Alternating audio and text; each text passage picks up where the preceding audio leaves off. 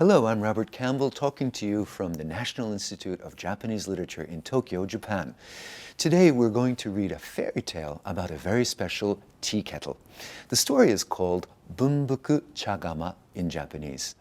The picture book we'll be reading is printed on soft Japanese paper, and it's in the superb collection of illustrated Japanese books and albums at the Freer Gallery of Art in Washington, D.C. So let's begin. Japanese Fairy Tale Series number 16, The Wonderful Tea Kettle, translated by Mrs. T.H. James. The Wonderful Tea Kettle. A long, long time ago at the temple of Morinji, in the province of Kozuke, there lived an old priest. This old priest was very fond of the ceremonial preparing and drinking of tea known as cha-no-yu. Indeed, it was his chief interest and pleasure in life to conduct this ceremony. One day, he chanced to find in a second-hand shop a very nice-looking old tea kettle, which he bought and took home with him, highly pleased by its fine shape and artistic appearance. Next day, he brought out his new purchase and sat for a long time turning it around on this side and on that and admiring it. "You're a regular beauty, that's what you are," he said. "I shall invite all my friends to the cha-no-yu, and how astonished they will be at finding such an exquisite kettle as this." He placed his treasure on top of a box where he could see it to the best advantage, and sat admiring it and planning how he should invite his guests. After a while, he became drowsy and began to nod, and at last fell forward, his head on his desk, fast asleep. Then a wonderful transformation took place. The tea kettle began to move. From its spout appeared a hairy head. At the other side, out came a fine bushy tail. Next, 4 feet made themselves visible, while fine fur seemed gradually to cover the surface of the kettle. At last, jumping off the box, it began capering about the room, for all the world like a badger. 3 young novices, who were at study in the next room, heard the noise, and when one of them peeped through the sliding doors, what was his astonishment to see the tea kettle on 4 feet, dancing up and down the room. He cried out, "Oh, what a horrible thing! The tea kettle is changed into a badger." "What?" said the second novice. "Do you mean to say that the tea kettle is turned into a badger? What nonsense!" So saying, he pushed his companion to one side and peeped in, but he also was terrified by what he saw and screamed. "It's a goblin! It's coming at us! Let us run!" The third novice was not so easily frightened. "Come, this is rather fun," said he. "How the creature does jump, to be sure! I will rouse the master and let him see too." So he went into the room and shook the priest, crying, "Wake, master, wake! A strange thing has happened." "What's the matter?" said the old man, drowsily rubbing his eyes. "What a noisy fellow!"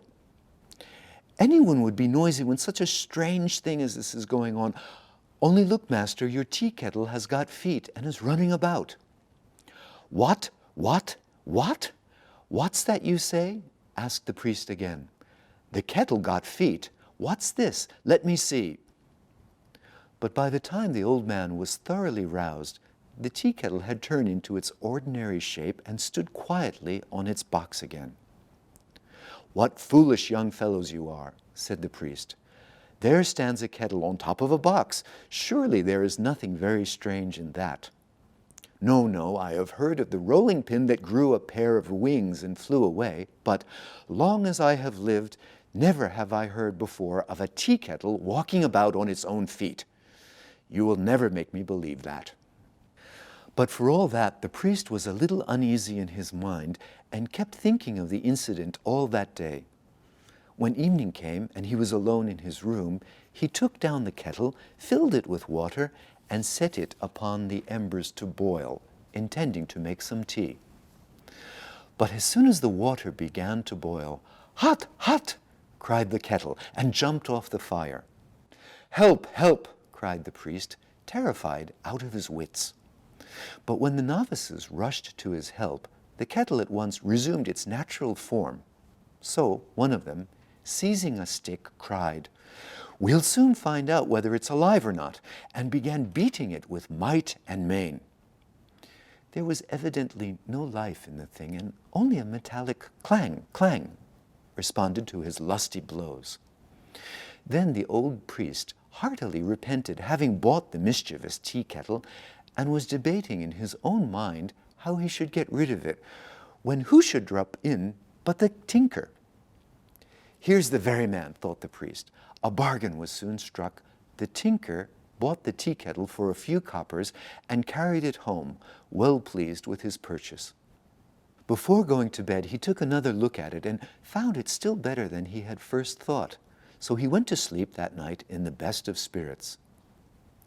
In the midst of a pleasant dream, the tinker suddenly started up, thinking he heard somebody moving in the room. But when he opened his eyes and looked about, he could see nobody. "It was only a dream, I suppose," he said to himself, as he turned over and went to sleep again. But he was disturbed once more by someone calling, "Tinker, tinker, get up, get up." This time he sprang up, wide awake, and lo and behold, there was the tea kettle with the head, tail, feet, and fur of a badger, strutting up and down the room. "Goblin, goblin!" shrieked the tinker. But the tea kettle laughed and said, "Don't be frightened, my dear tinker. I'm not a goblin, only a wonderful tea kettle. My name is Bunbuku-Chagama, and I will bring good luck to anyone who treats me well. But of course, I don't like to be set on the fire and then beaten with sticks, as happened to me at the temple yesterday." "How can I please you then?" asked the tinker. "Shall I keep you in a box?" "Oh, no, no," answered the tea kettle. "I like nice sweet things to eat and sometimes a little wine to drink, just like yourself. Will you keep me in your house and feed me? And as I would not be a burden upon you, I will work for you in any way you like." To this the tinker agreed. Next morning he provided a good feast for Bunbuku, who then spoke, "I certainly am a wonderful and accomplished tea kettle, and my advice is that you take me round the country as a show with accompaniments of singing and music." The tinker, thinking well of this advice, at once started a show which was named the Bunbuku-Chagama. The lucky tea kettle at once made the affair a success, for not only did he walk about on 4 legs, but he danced the tightrope and went through all kinds of acrobatic performances, ending by making a profound bow to the spectators and begging for their future patronage.